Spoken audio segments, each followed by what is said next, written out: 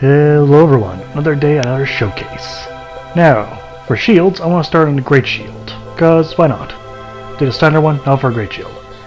We'll start with the Eagle Shield. It is the smallest of all the Great Shields.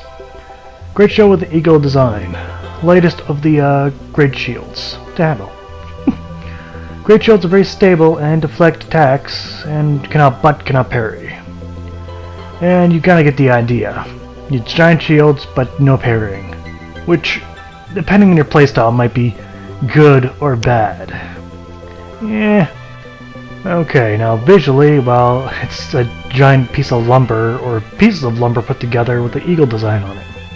Now, as much as I know about weapons, I don't know so much about shields, but to my knowledge, the first modernized Great Shield was back in the Roman Centurion army, where they used huge groups of them. Use it creatively, as I recall. Now that's my knowledge. It probably goes back further, but I believe that's the first formal use of it in an army standpoint. But probably not. Now, going on to the animations, well, aside from standard guard, and you can use a spear with it up, you got the shield bash. It's no parry, just a standard shield bash.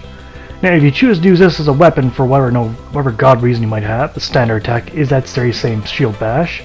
Power attack is I'm not sure what to call that. Kicking up dirt? So yeah. And they got the light step back attack, or the roll attack if you will, which is kind of turning the shield upside down to strike your opponent. Be weird. And there's light step back attack, which is kind of like a shield rush and bash. Weird. And that is the kick animation. It is not a parry. It's simply a bunt, if you have to call it anything. Alright, now you got it in two hands, which, why'd you? But there's normal attack. There's the power attack. This is so stupid. Anyways, the light step attack, which is all the same animations. It's all the same. It's a bad idea, but I show it here anyway. Because, you know, now you know. Even if it is useless. Going on to the stats of the Eagle Great Shield. Now physically you get 62 damage, whoop-de-doo, and 16 bonus damage.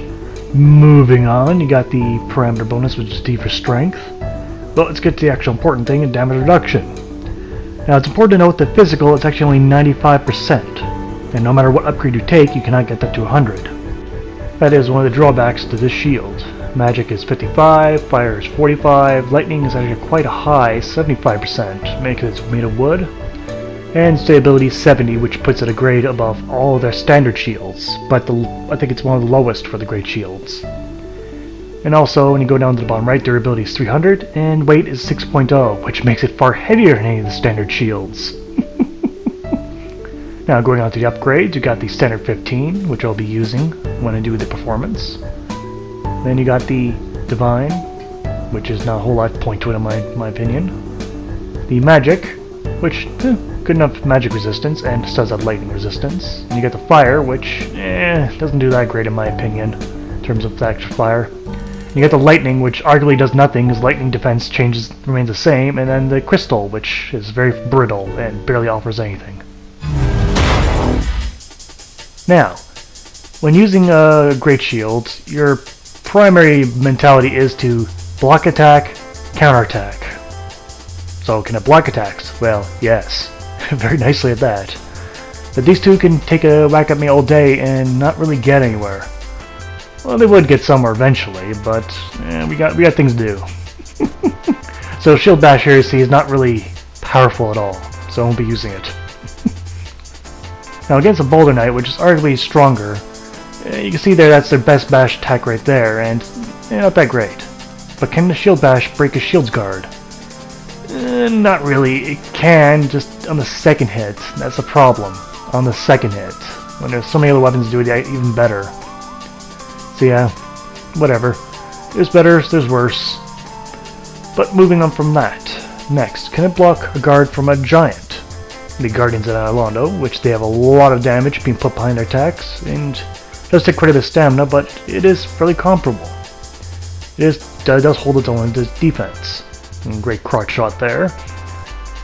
And moving up from here, you can get his shield badge, which is his greatest stamina drain attack, and you can see there it takes off half. Even took a small chunk out of my health, with that 5% damage being taken. Alright. Now against the Capra Demon, which is actually one of the heavier hitters in the game in terms of stamina damage. You can see that even him, when he strikes normally, he actually recoils off his attacks, leaving him very open for counterattack. But when he does a two-handed attack, it's usually a heavy stamina damage. Though getting him to do it without him bouncing back repeatedly got a little annoying, but there it is, and boom, holds just fine. Now against Kirk, since no one would invade me, you can see here he has no hope of getting through, and of course being an NPC, you can easily manipulate him to killing himself. Because the AI in this game is pretty abysmal, in terms of the standard NPC characters that are human-shaped. But otherwise, you have very little fear against most opponents in this game with a Great Shield. And this one's fairly comfortable. 5% damage is barely anything in the end. Get you through just easily. Moving on to the pros and cons of the Eagle Shield. On the pro side, it is the lightest of all the Great Shields. It also has very good lightning defense, standing at 75. Alright, and it's fairly easy to use across most characters going towards their medium to long builds. On the cons, it will never block 100% of the damage, and of all the Great Shields, it is the weakest. But that's not saying a whole lot compared to normal shields. Going on to the score. Stability, I'll give it a B+.